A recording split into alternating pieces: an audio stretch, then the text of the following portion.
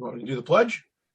No. Hold on. I'm sorry, I had to two windows popped up. I had to get rid of. Not yet.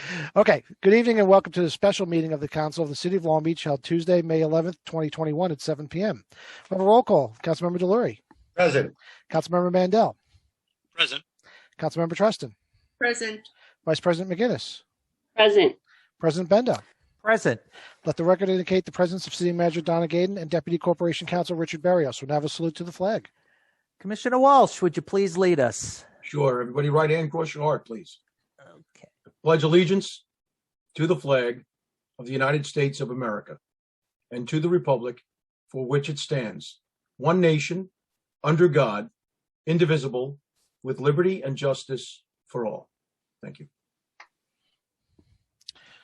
Okay.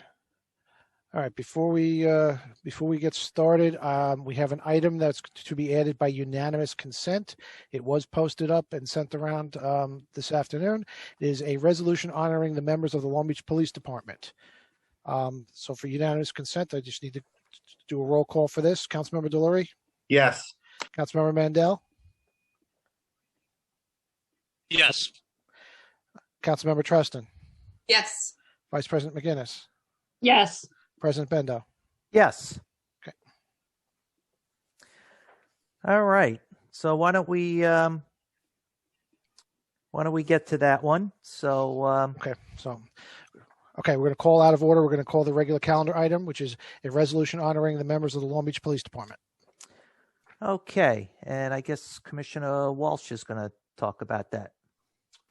Sure. This is National Police Week here in the United States, and May 15th is actually Law Enforcement Officers Day, and this year, unfortunately, we have a staggering 264 police officers that were killed in the line of duty.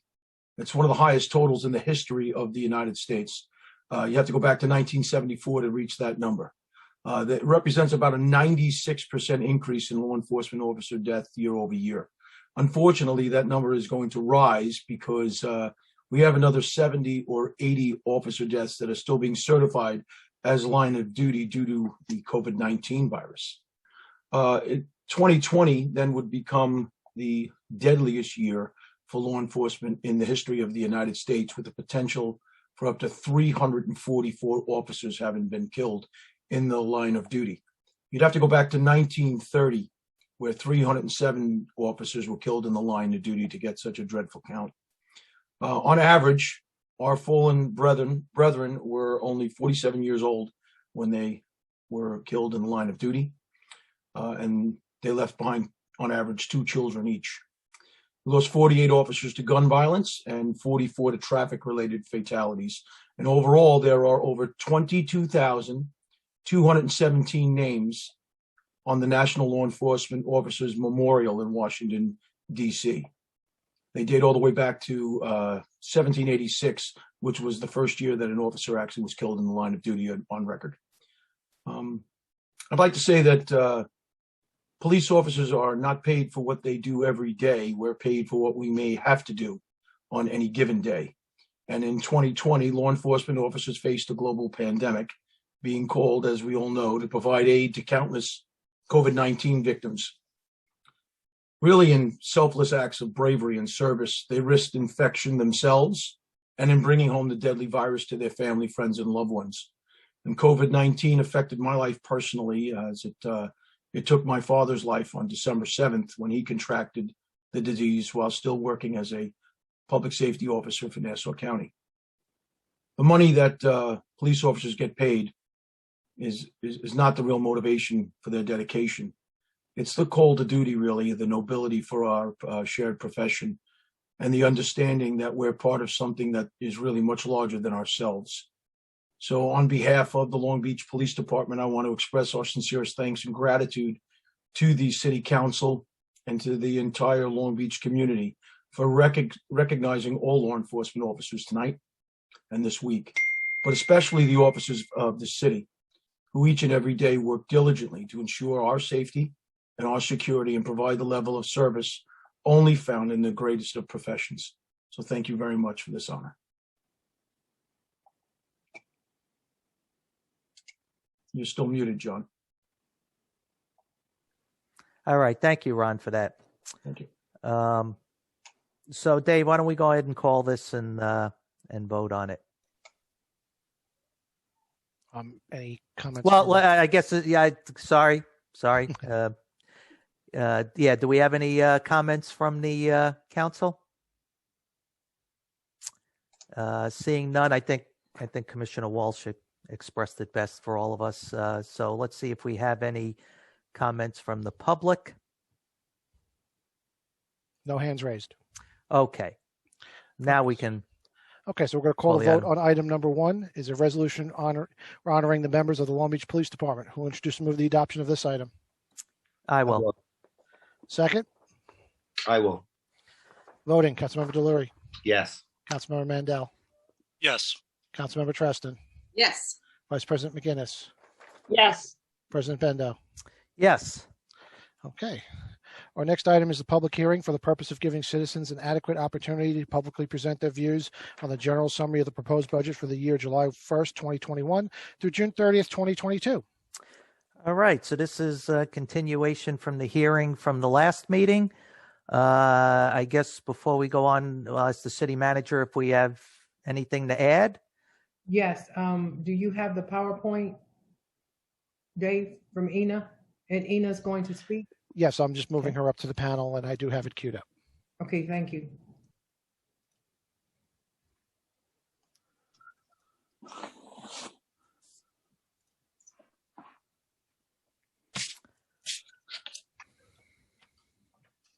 Is that Ina?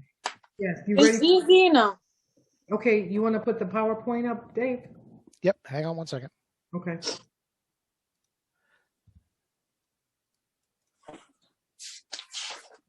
And I just want to say, if anybody is wondering why we're just now going over the PowerPoint, and we didn't put it up for review, Ina and I was working up till 6 o'clock on this PowerPoint and working on some numbers, which I think people will be happy. So that is why it was not up prior to this meeting. Okay, the floor is yours, Ina. Okay, thank you. This is an update to the budget overview. It will be short and hopefully sweet. During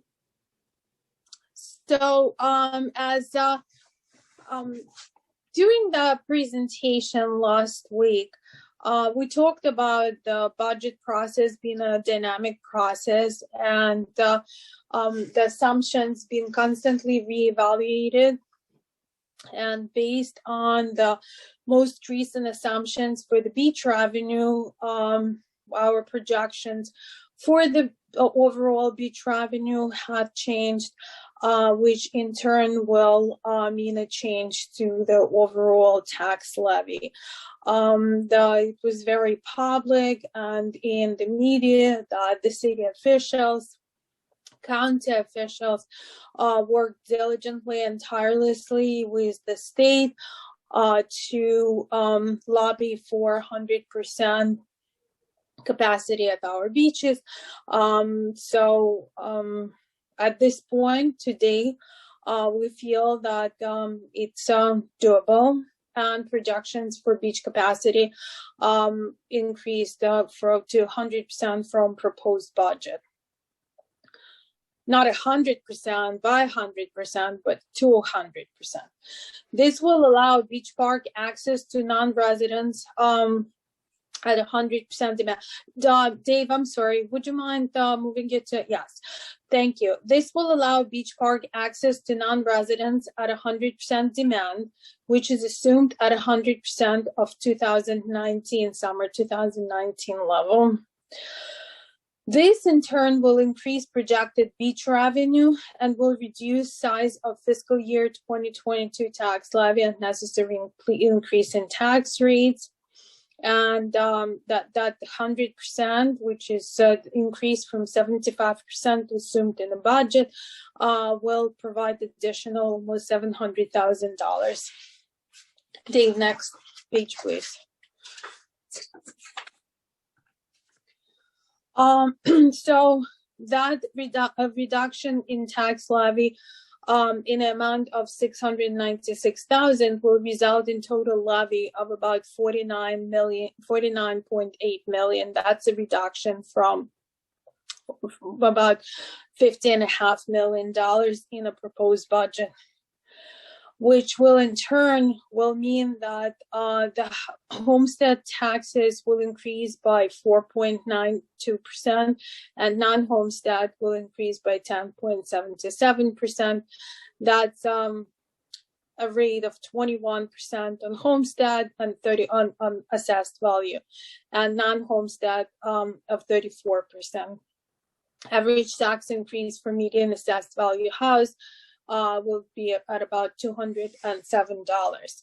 So if this assumption of 100% capacity will hold until next Tuesday, we will be able to incorporate it into a watershed and incorporate it into the final proposed budget, adopted budget. Okay, next slide, please, Dave. I wanted to briefly address questions that were asked last time about the increases in salaries adjustments, grade changes that took place during fiscal 21. So when you're comparing 2021 budget to 2022 budget, what's not evident in the budget numbers are all those transactions, personal transactions that took place during fiscal 2021, right? Changes to the budget. So they may seem like new increases and proposed increases, but I just wanted to make sure that those changes that have already been incorporated into the operating budget of this fiscal year, and they are basically our starting point as of now, that I communicate them to the city council and to the public. Those are just few that are listed on this slide. We can go more into it, but I thought those would be the ones that are of the utmost concern, because these are all exempt positions. So city manager department, city manager salary was increased effective September 1st. Controller's department, deputy controller, that's a position that, while in theory it's not new, the city controller's department had always had a second professional accountant in a department up until recently, up until when it didn't have any professional staff at all. But we hired the CPA in March of 2021. So compared to 2021 budget, that seems like an increase, but it's not a new position. Recreation department, also there was a change in salaries effective February 2021. So that's not something that is new for next fiscal year. And corporation council, it's also a position that existed in above.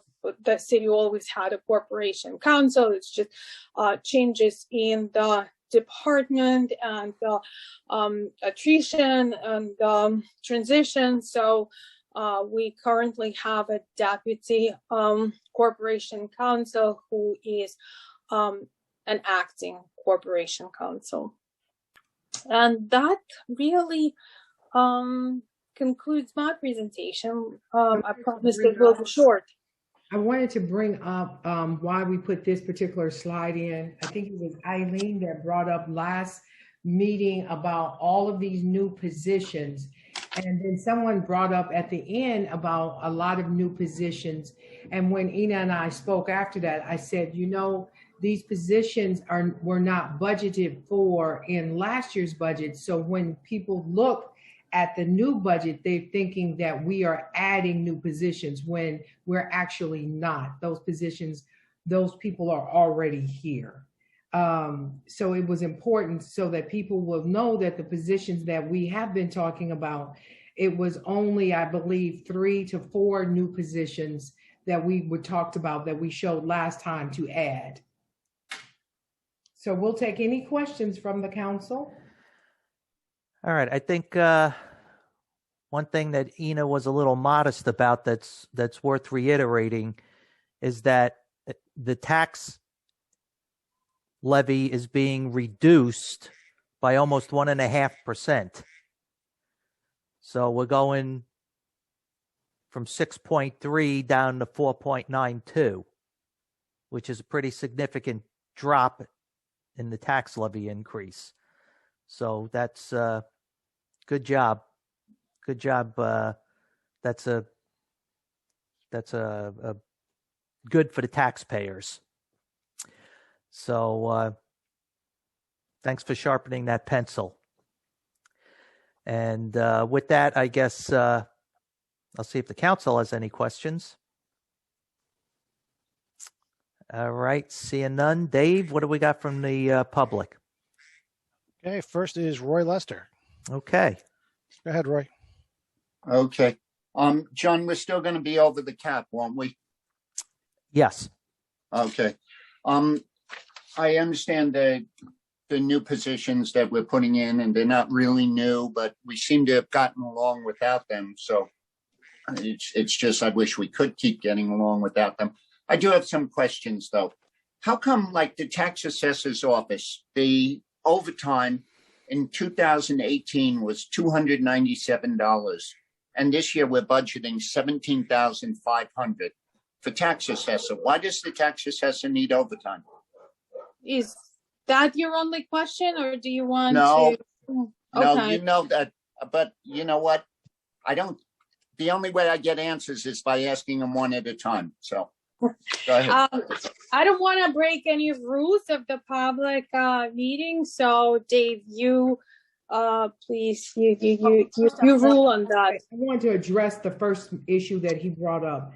Just because you've gotten along, Roy, without certain positions does not mean that you worked effectively. And so what we're trying to do is work effectively so we can save money, because some positions will help us save money. So I just want to make sure you understand that. I understand that, Donna, but you know what? I look at the comptroller's office, and listen, Ina's been really working her butt off. There's no question about it. But, you know, we're putting a position we didn't have before, but we're also spending a lot of money on CMA. That's $150,000 a year, or $120,000. I have to stop you there. I have to stop you there. When you start talking about how my staff works and how overworked they are, and what CMA does and what a deputy city comptroller does, what you have to know that in the city of Long Beach, there is no succession plans. And so we are building succession plans.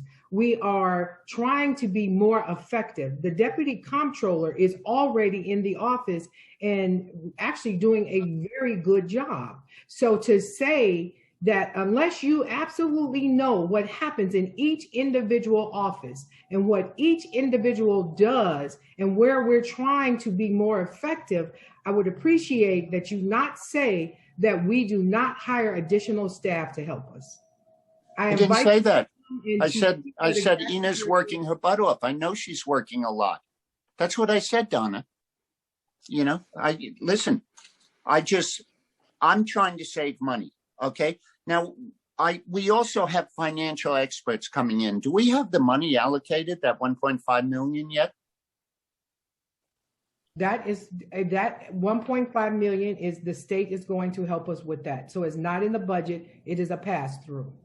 And what they do has nothing to do with this operating budget. Oh, okay. Operating budget, the people that are coming in to help us restructure the debt that has been there for a long time and how it keeps mounting, especially since the Haberman decision. Okay. Well, you know, those CMA is responsible for doing other things. Okay. I'm just looking, you know, it is still $105 million budget, and just looking at how we can cut it or what we can do, and we're still over the cap. Now, they're little things like we have a department of perpetual inventory and supply. I have no idea what that is, but we're spending $15,000 a year on travel expenses for them. What is that? Okay, so again, I'm not sure how you want me to answer this. For now, I have 3 questions on the floor. First is I can address the question about the deputy city controller, address the question about the overtime, and address the question about the inventory department. So the fact that we hired another person in a department is not because Ina can now work less. It's because the size of the city and the complexity of the city and the systems at the city, decentralized nature of the city's operations require sufficient professional resources in its finance and accounting department. To not recognize it and to not do that would be negligent on my part. It was reported by the CMA. This was purely unacceptable, not to have a professional staff with the accounting degree and accounting background and experience. While controller staff, existing staff, are amazing. They work very hard. They're very diligent, but all positions are clerical positions. And again, it would be purely negligent to just pretend that we can go on the way that we did before, because that would just bear the same results as we had before.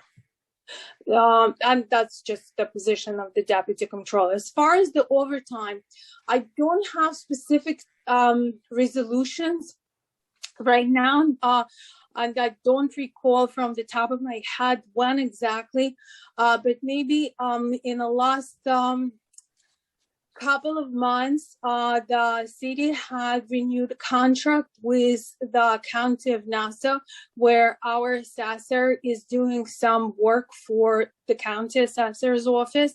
I don't know if Ray's on a call right now, so maybe if he is, he can contribute to it. Okay, but that's actually the work that the city has been reimbursed for. My office has been monitoring the revenues in versus the overtime paid out. And as of now, we are much better than just breaking even on that. And I think you also asked me about the inventory. So as far as the inventory department, you have to give me 1 second. Please. So that was a central sort of buying for the city, and we're trying to move away from it this year. So perpetual inventory supplies for $23,000. I'll go from the most largest number in the 2022 budget. That's the supplies for the whole city, like clerical supplies for the whole city, and others.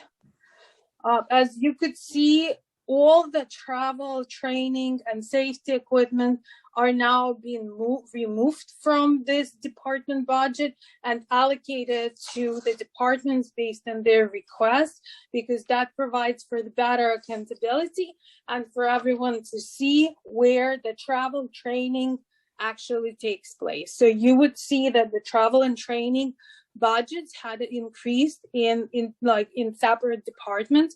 That's the function of that central budgeting and central charging being eliminated.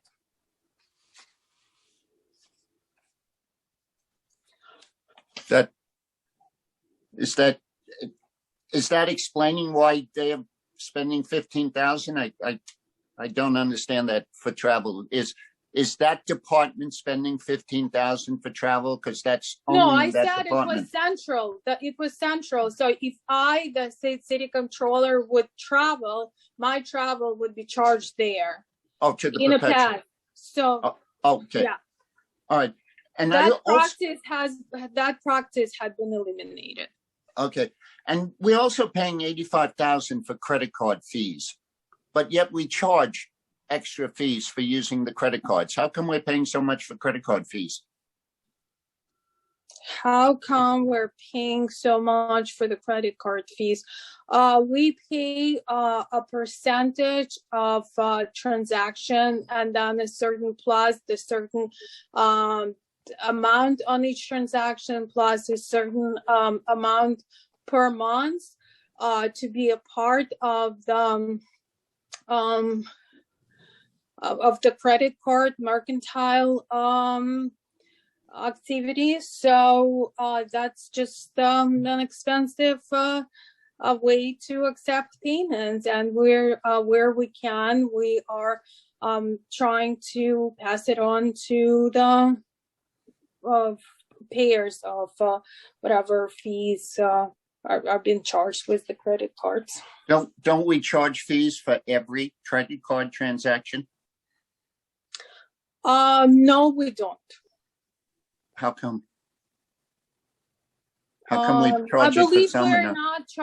we're not, when you come to the gazebo to purchase your seasonal beach pass and pay with a credit card, I don't believe that you're paying any extra. So for those payments that are received in-house, we are not charging extra. For those transactions that are done online, we do. Okay, and also on the Corporation Council's budget, we have $800,000 in consultants and $5,000 for attorney's fees and $5,000 in overtime. Can you explain that one? Reach, are you on the call? Yep, I'm here. Do you mind? I mean, I can probably try, but I think that it would be much better if it's going to come directly from you. Also, for consultants, Mr. Lester, I mean, there are only 3 attorneys in this office currently, and we have a full caseload in addition to all the other things going on. So we need that consultants line to kind of bear some of the brunt, unless we plan on restaffing this office, you know, to some small army of attorneys. As to the overtime, we have administrative staff now. One person's currently here helping us out, and there may be a projection where she may have to stay late on occasion to bring this office up to speed, because we're trying to digitize a lot of things and get our files in order. So that's just a projection. 3 attorneys, but we have a almost $600,000 cost. We currently have 3 attorneys. Okay. Assuming a new corporation councilman is hired, we'll have 4. And the $800,000 goes to different attorneys, or basically, I mean, how's that broken up? Do you know? For consultants, Mr. Lester, it would be for outside counsel. So essentially, if we have, I don't know, if we have a case that can't be handled in the house, we'll have a pool of outside counsel to choose from and basically source it out that way. And Mr. Lester, that is your time.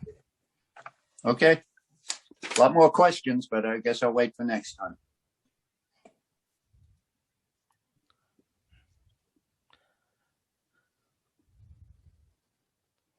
Oh, I'm talking. You're Just muted. realized I was muted. Who's next, Dave? Brian Wells. Okay. Good evening, everybody. Thank you for the resolution. Remembering the fallen police officers, sure it meant a lot to my members. I would also like to discuss the budget. The proposed budget calls for the elimination of 2 detective positions, bringing it from 8 this year to 6 next year. Traditionally, those 2 spots have been held by the Narcotics Task Force. Doing away with these 2 detective spots is nothing less than a defunding of the LBPD Narcotics Task Force. The idea that general service detectives will be able to conduct the long-term, labor-intensive investigations necessary to achieve meaningful arrests and convictions for narcotics offenses is not practical. Narcotics investigations require the careful cultivation of informants, days and nights of surveillance to identify drug-prone locations, methods of transportation, distribution, and the individuals involved. Also essential is the precise coordination with federal, state, and county agencies, social media-based investigations, the investigation of prescription medication diversions, and the ability to quickly recognize overdose trends. All of these were previously done by the Long Beach Narcotics Task Force. To state that General Services will be able to perform these tasks on a part-time basis in addition to their already heavy caseloads is not accurate. The department was forced to suspend the task force's operations last year due to a wave of retirements that cut the number of Long Beach detectives from 8 to 4. Before then, the task force had been active since 1988. This is yet another drastic change to the police department's deployments and strategies and clearly falls under the purview of Executive Order 203. The consideration to defund such an important unit should have been done in consultation with the stakeholders and submitted to the public for feedback. Having been to more opioid overdoses than I care to discuss, I firmly believe that the residents of this city would not have approved the reform plan that contained this measure. I would ask you all to please reconsider this matter carefully and think about the people you know who have been affected by the opioid epidemic that has destroyed so many lives. Enforcement is not the only way to combat this continuing crisis, but is certainly an essential part of the struggle. Thanks. Okay, thanks, Brian. Commissioner, you? Yeah, sure. Just to add some clarity to some of the comments that were just voiced. Yeah, I agree that the detective division was hit with regard to retirements that did take place. We did reassign or promote 2 detectives from where we had 4 detectives, now we have 6. And after the beginning of the fiscal year, and when we can settle out a few of the other things that need to be settled out, we will be promoting a detective sergeant back into the ranks. What Mr. Wells doesn't know is that just this week we had the ASAC of the Drug Enforcement Agency, the DEA, in the offices with the head of our detective division, as well as with some of the other executive staff. And we were discussing how we could go forward with our involvements with the Drug Enforcement Task Force on a much larger scale within the city. We're trying to work out some of the finer details there. But as you know, the city is under extreme financial constraints. We're on the pace when I came here to spend about $1.7 million in overtime. We managed to curtail some of that with the cooperation of the union, trying to work with some reassignment of some people. So while we don't have 8 detectives right now, we are focusing on ensuring that we have as many police officers as we can assigned to patrol cars in the city and to other enforcement, and as well as other types of conditions cars, so that we can ensure that we're addressing all the needs of the city. And we have had cases come in with regards to narcotics, and our detectives right now are working on them and doing just fine. So rest assured, residents of Long Beach, that we're addressing every need of the city and ensuring that the city is safe. Thank you. All right, thanks, Dave. Ron, and Brian, and who's next, Dave? Okay, next is going to be Kevin Heller. Okay.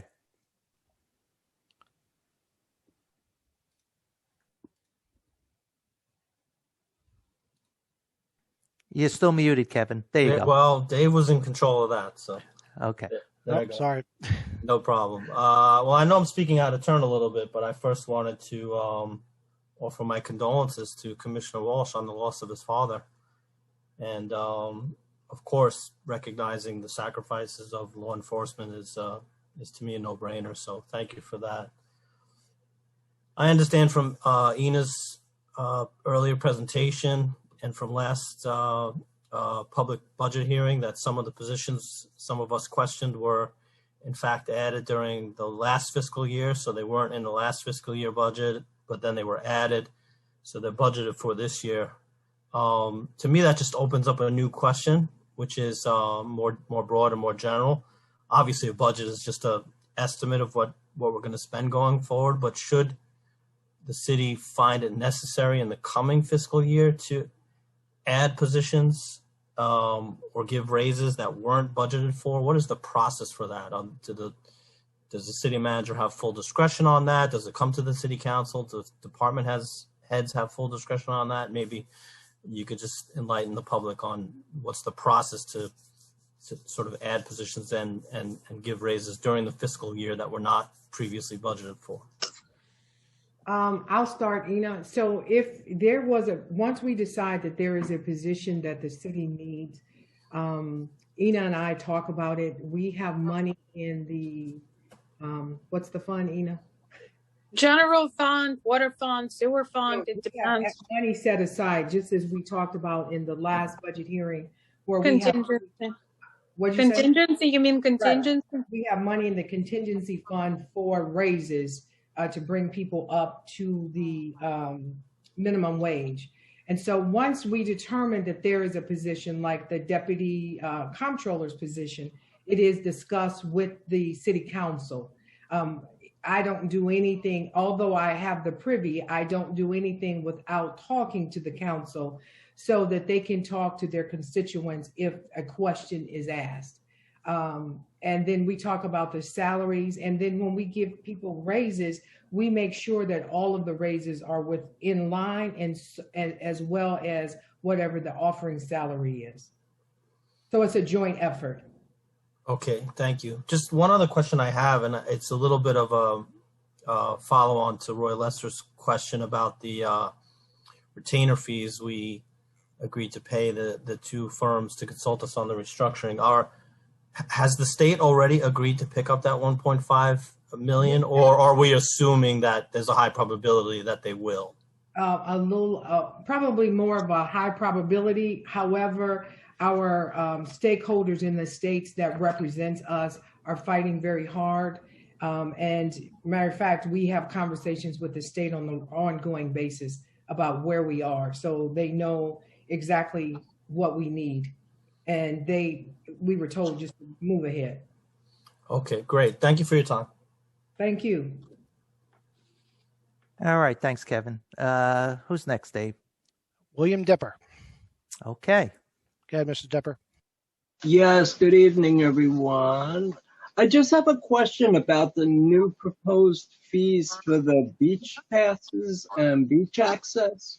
Because I noticed it was in the Long Beach Herald, but they don't say anything about senior pricing. It just has from ages 18 to 61. I can tackle this one. From the senior passes are $20 for a season pass. And so disabled as well? What's that? The disabled as well? I don't know if we have specifically. Yes. Oh, okay. Ina just said yes. So they're very inexpensive for the season. Okay, because they didn't have that price in here, so I was wondering. Yeah. And also, I have a lot of police in my family, so I definitely commend them. But also with last week being National Nurses Week, those are the ones I really commend, especially being a survivor. Other than that, I really have nothing else to say, except I couldn't figure out, like this time last year, you were laying off a lot of people, yet you gave yourself raises, and then you rehired some of the people that you laid off. I just can't figure that out. Can anyone explain that? You asked a question last time about the people that were laid off, and we told you we brought people back. We had to lay them off because of COVID, and we had to close down the recreation center, and there was no place for them to work. And then as we start to open back up, we brought people back. Some came back, some did not. But as other positions, as people retired, and we offered jobs to people to come back. The raises themselves, I'm not quite sure, because why you're comparing the raises to the people that were laid off, because the people were not laid off just to be laid off. It was COVID. So yeah, that. I understand now. Thank you. Okay, thank you. You're welcome. All right, thanks. All right, Dave, who's next? That was it. That was it. Okay. I just want to make one like kind of general comment, because there seemed to be a theme about some of the new positions and some doing things different ways. There's an old saying, the definition of insanity is doing the same thing over and over again and expecting a different result. We are trying to fix a mess here. And that means bringing in sometimes the right people with the right skill sets to help us fix that mess. I mean, I think there's general consensus bringing Donna in, a professional city manager with a lot of financial experience, and having Ina with all her financial experience has been a great benefit to the city. That is how we fix things. We bring the people in with the right skill sets to help us fix things, which in turn saves us money in the long term. So we're not doing the same stupid things we did before. So I just think that's important to point out. It's, if you want to keep doing things the way they used to be done and the city keeps going down the same path, I guess that's up to you, but we're here to fix things, and that's what we're doing. So with that, okay. I see Councilman Delory. Can I just add something to that, just to piggyback on what you said? Throughout the year, I know I've annoyed the controller and the city manager for questions. They're basically more financial questions. And what I realized is that the only one or two now that could answer these questions was Ina or Donna. And rather than overload them because they have a lot of other work, it became apparent to me that there was a need for another level of type of person in the controller's office. And when you deal with finances and numbers, and Karen knows this, and anybody that deals with numbers, you really need to do a lot of digging and find out where the data comes from. Is it proper? Are we undercharging? Are we properly charging? Are we managing effectively? In the prior hearing and the discussion about the fees, we realized, based upon Mr. Kemmons' work and Mindy, that we were undercharging in some cases, hadn't raised fees since 91 and sometimes later. So there's a balance, and that requires a lot of work for people to do to gather that research. So my point is, when you spend money the right way, you get a good return on that investment. And that's all I wanted to say. And by the way, amazing to me that you've lowered the tax rate as much as you have based upon this presentation. I'm very happy, and thank you for the hard work. That's all I have to say. All right, thanks, Mike. Yeah, well, like I said, that's the difference between maintaining the status quo and actually taking action to actually fix things. And that's what we're doing. We're fixing things. So with that, I will, since there was no one else, I will close the hearing. And I guess we can have a motion to close the meeting. Do I have a motion to close the meeting? I'll make the motion. Second. I will. Voting, Councilmember Delory.